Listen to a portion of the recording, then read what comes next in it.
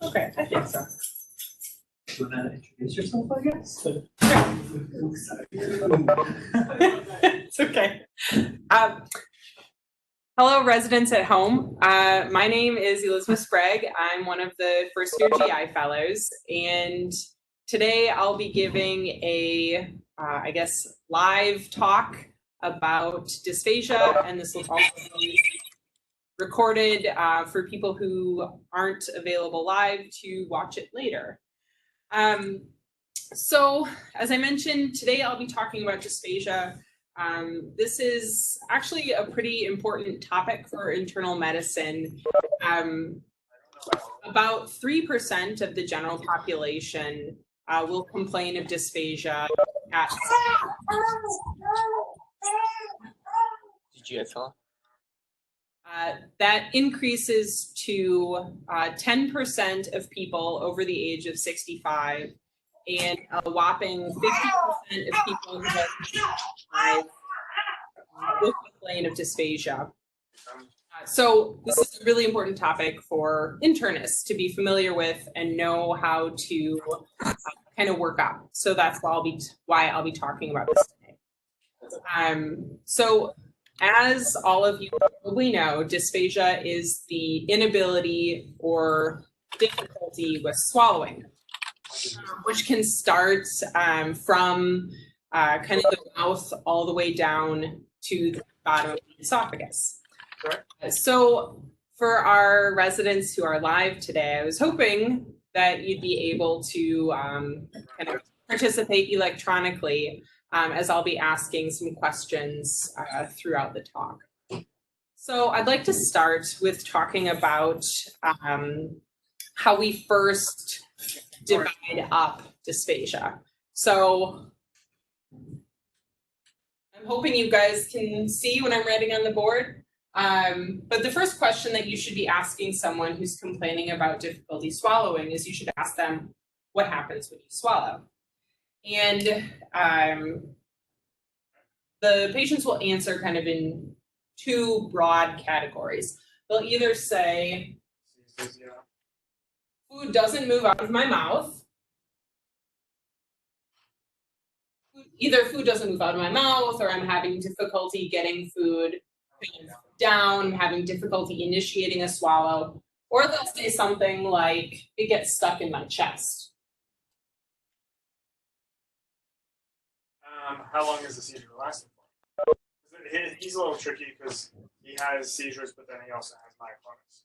And just for people who are live, I know that we're kind of new to using the WebEx, so just if everyone could mute their microphones, unless I'm asking a question, or you have a question for me, it just helps with kind of audio feedback. So in any case, so you ask a question, what happens when I swallow? Either a problem in the mouth or the chest. After you've asked that question, you should then be thinking about a differential. And at this point, I was wondering if anyone in the audience could tell me kind of some differentials for dysphagia. Anyone?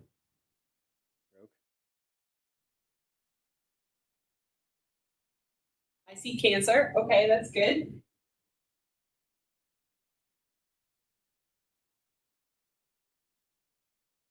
Anything else? Stricture? Yeah, that's great.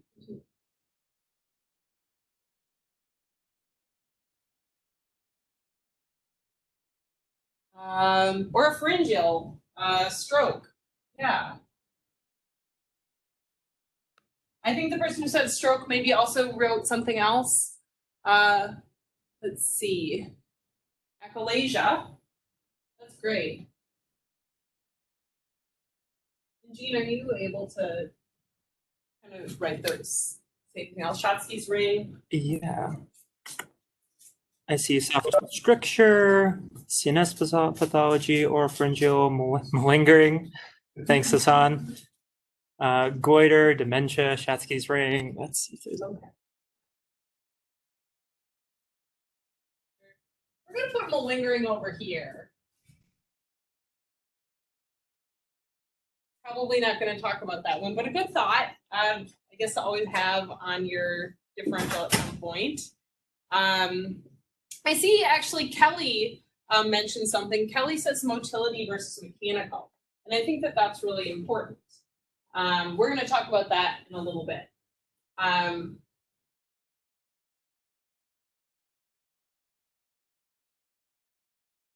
already started to break it up to both of these. Over here, these differentials, you can probably see I'm getting at, these are all oropharyngeal dysphagia. And the workup for oropharyngeal dysphagia is different in almost every way from esophageal dysphagia. So we'll come back to that in a bit. For esophageal dysphagia, where people saying something feels stuck in my throat, there's kind of two different causes. There's mechanical obstruction and there's motility issues, which are different. The way that we differentiate these starts by asking, what can you swallow? So people with strictly mechanical obstructive causes for dysphagia probably are able to swallow liquids but not solids.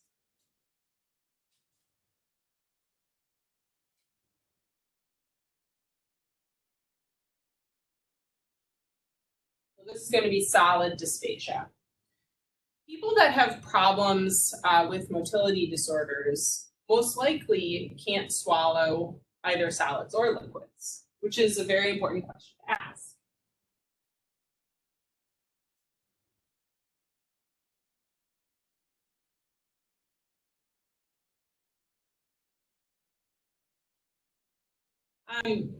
There's some other differentials on here that I think maybe weren't talked about, but I'm going to write them down because they're really important, and I'm going to talk about them later. I'm going to also write down eosinophilic esophagitis, and we're going to talk about GERD, which we're going to put over here.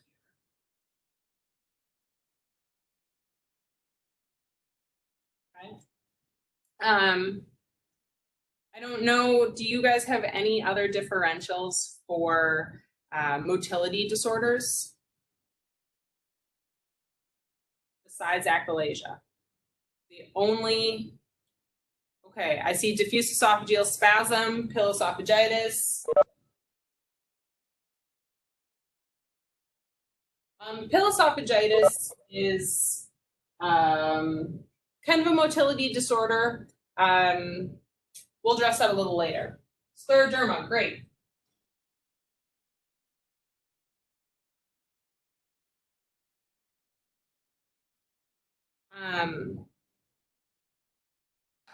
Okay. I think those are probably the bulk of our differentials here. 80% of dysphagia can be diagnosed without any invasive testing, or at least we can have a good idea of what's going on before we do any invasive testing or any testing at all.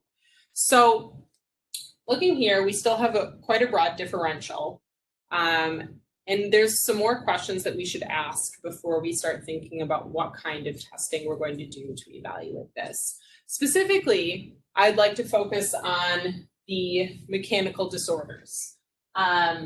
So we have here, we have cancer, we have strictures, we have eosinophilic esophagitis, and there's some questions that need to be asked before you go any further that can help you differentiate between these things. Do you guys have any thoughts about what questions you would ask to differentiate between these? Yeah. Yeah, so Kelly says weight loss. That's great.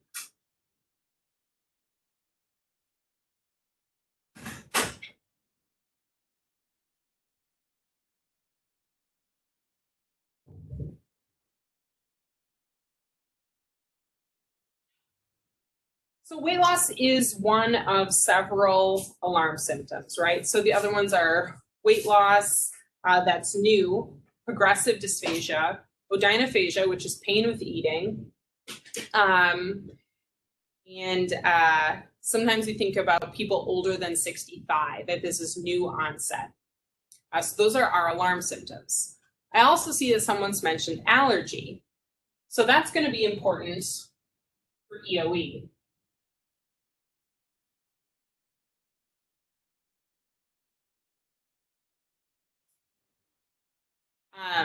So if someone comes in and they have a lot of allergies or they have asthma, atopic dermatitis, and they're telling you that they're having difficulty swallowing, it's more likely to be eosinophilic esophagitis than any of the other causes for dysphagia.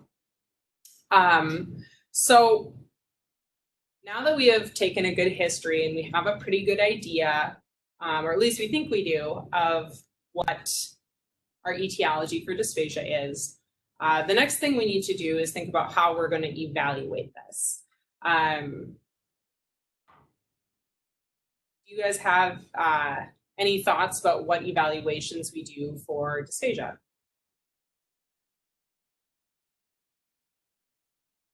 EGD, good. If you guys didn't get that, I would have been really disappointed. Okay, I'm seeing EGD, swallow study, CBC, barium swallow, MBS, so modified barium swallow. Good, good. You guys are getting them. There's really only 4. Good, and manometry. Yep, those are, and oh, excellent. Someone mentioned kind of a video swallow. Those are our essentially the only 4 tests we have to evaluate dysphagia. So you guys mentioned video swallow, and I think that maybe people don't know exactly what a video swallow is.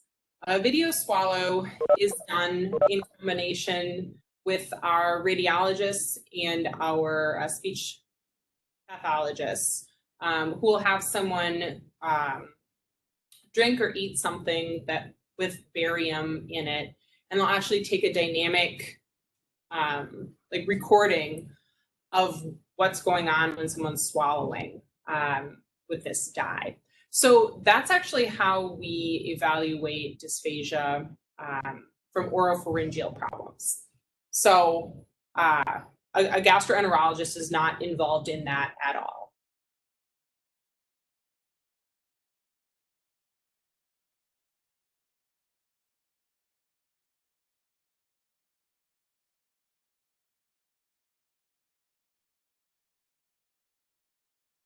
That's a modified barium.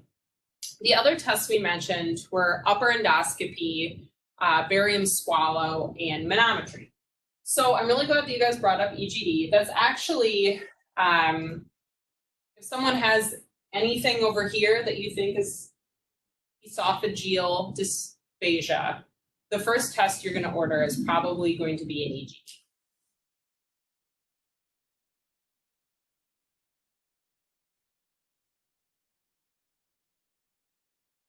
We'll also order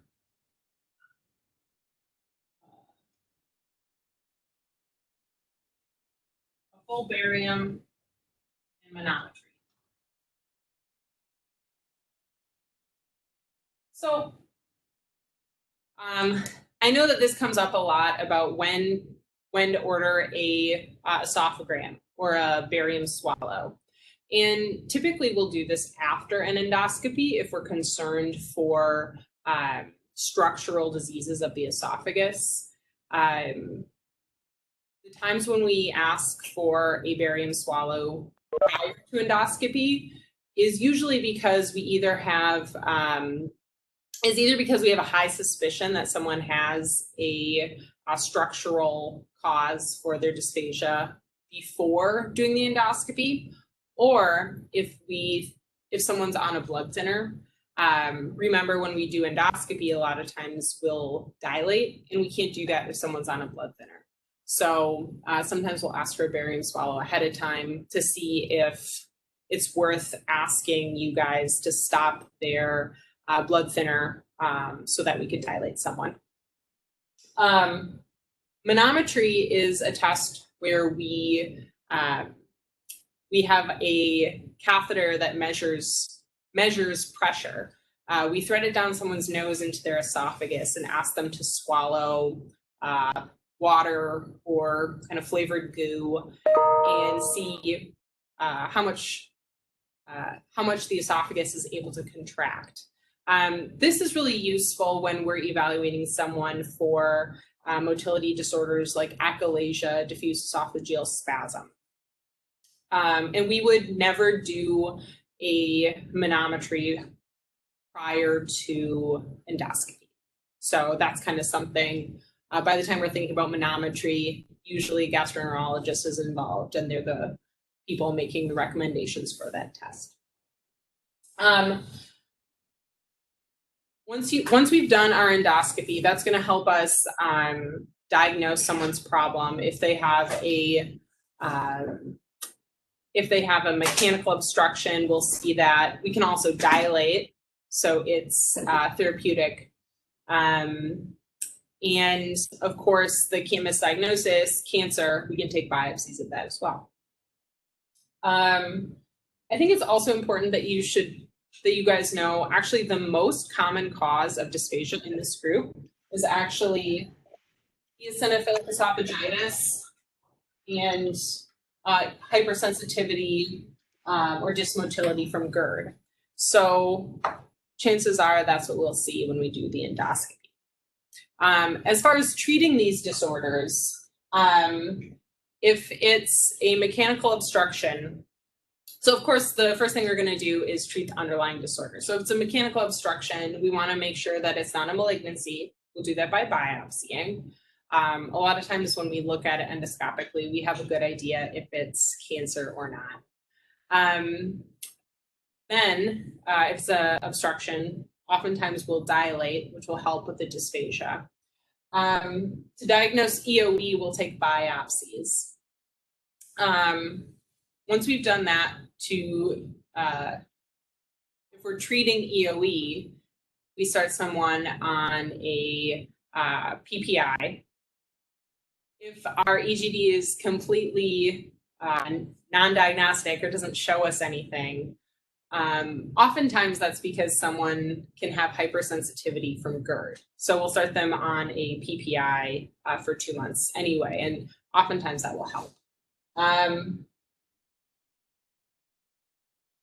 And then kind of the underlying neuromuscular disorders, kind of by the time you're thinking about treating those, chances are a gastroenterologist is already involved. Achalasia is usually treated either surgically or with serial kind of dilations. So I think I'm ready for questions now. I see Danny has one. He asks, how does GERD cause motility issues? That's a great question. So so as far as I'm aware, GERD will cause hypersensitivity of the esophagus. And then that hypersensitivity kind of leads to dysmotility. Like the neurons that help with the contractility don't work as well. So you don't get a full contraction.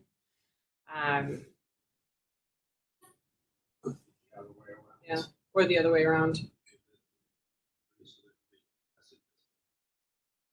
So the acid stays in the esophagus because you have dysmotility.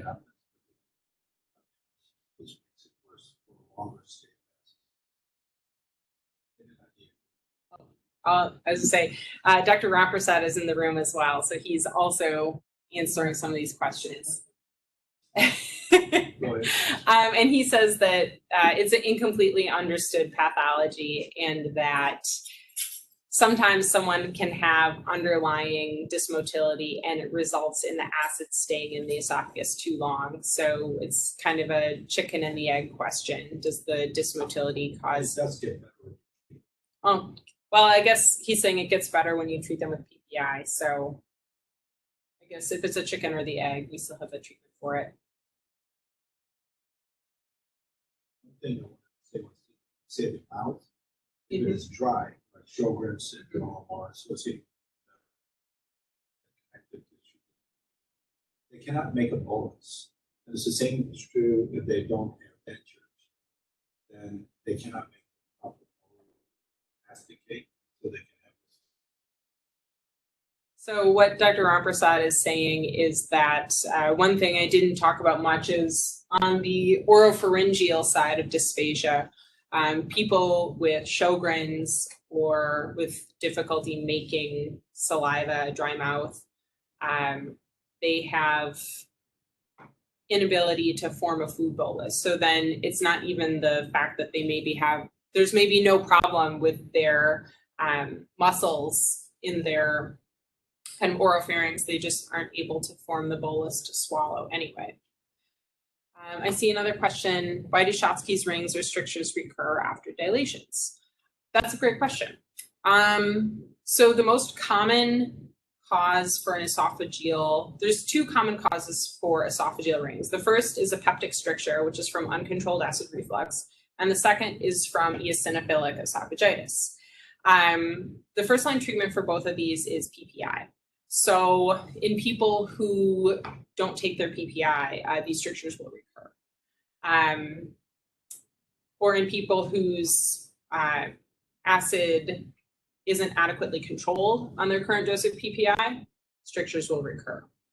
Or if they have refractory eosinophilic esophagitis, and when I say refractory, I mean refractory to the PPI, they could need to move on to kind of next line therapy, which is an elimination diet. Remember, these people often have allergies, atopy.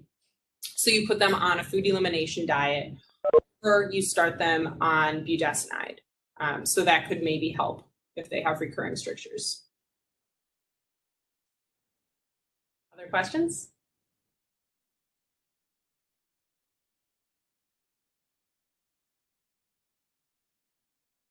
Dreaded complication of dysphagia, food impaction. No more dreaded than to us fellows, I think, at 2 a.m. So food impaction is always an emergency.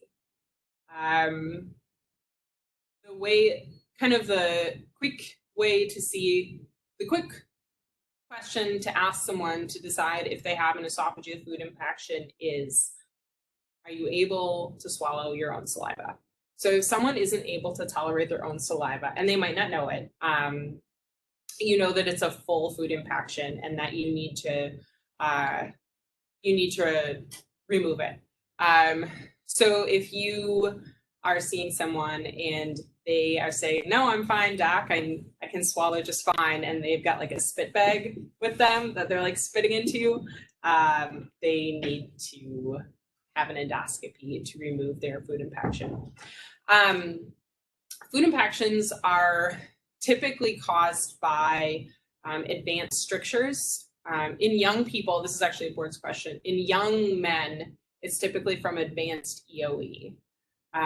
It can equally be caused by anything else that causes a stricture or narrowing. So that could be cancer, that could be a advanced peptic stricture.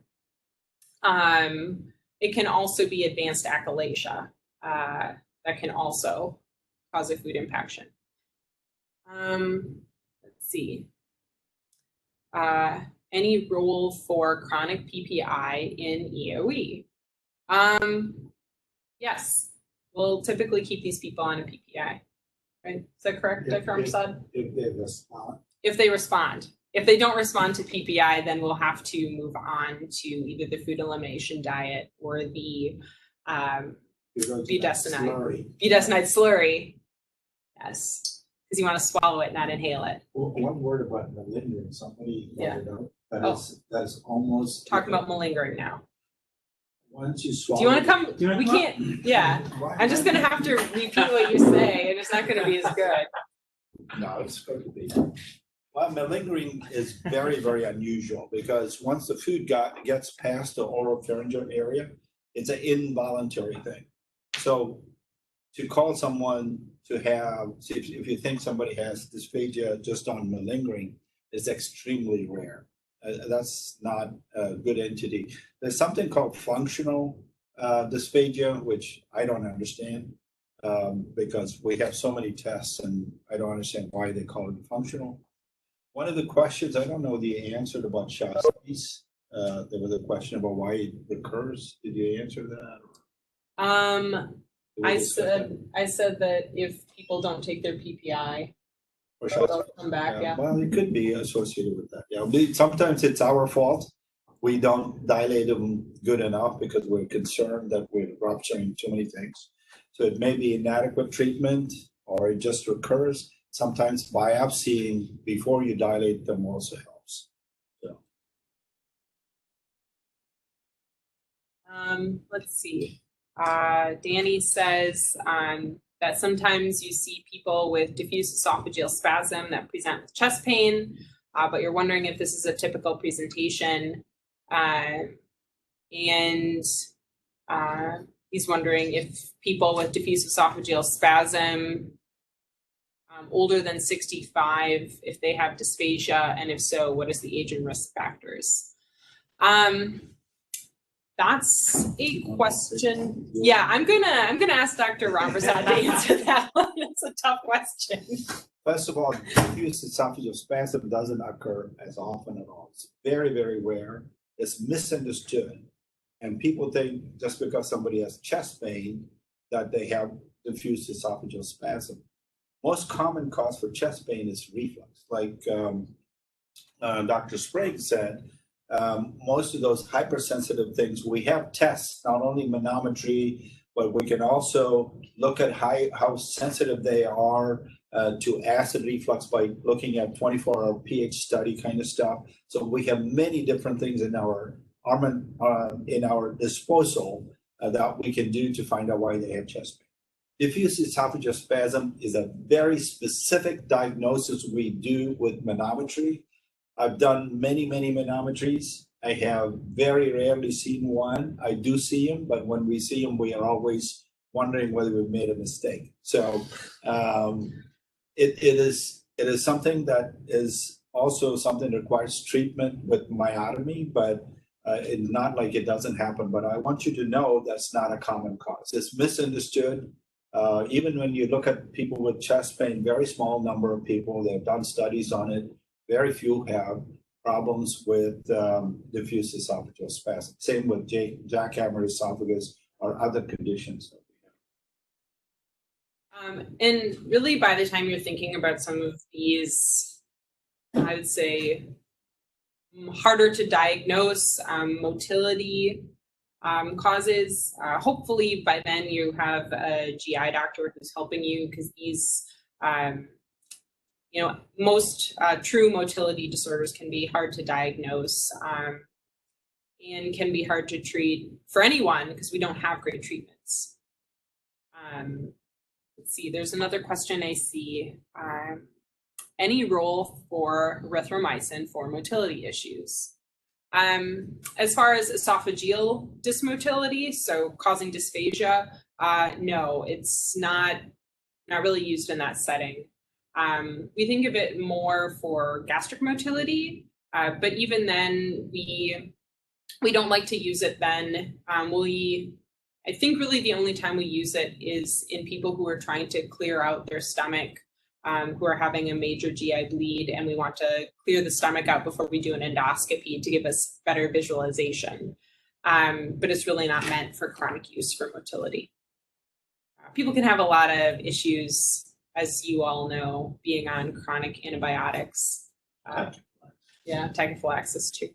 It's not good for that. What do you recommend for patients that have had a gastric sleeve? I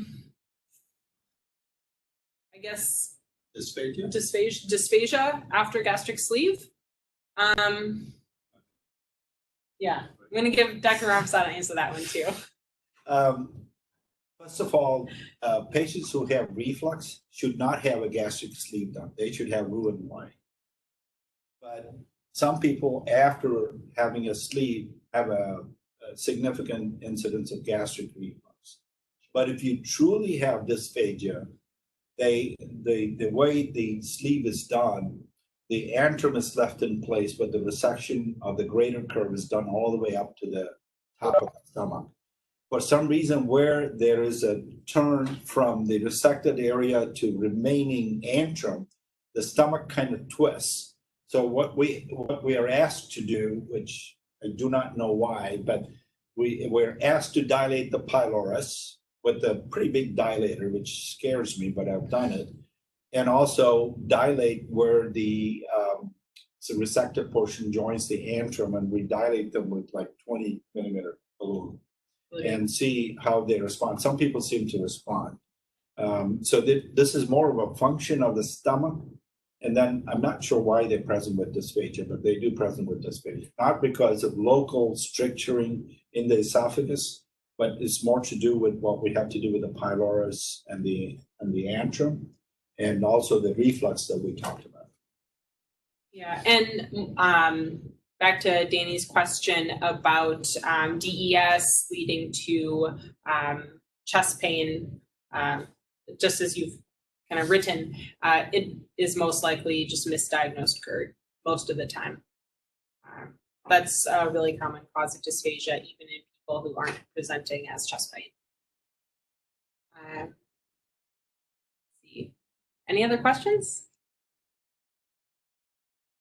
Doesn't look like it. Dr. Ramsad, do you have anything else to say on dysphagia? Well, you did a great job. Okay. That's all I got to say. Okay, so no other questions. All right, I think we're all set. Thanks Thanks, everyone for guys. watching.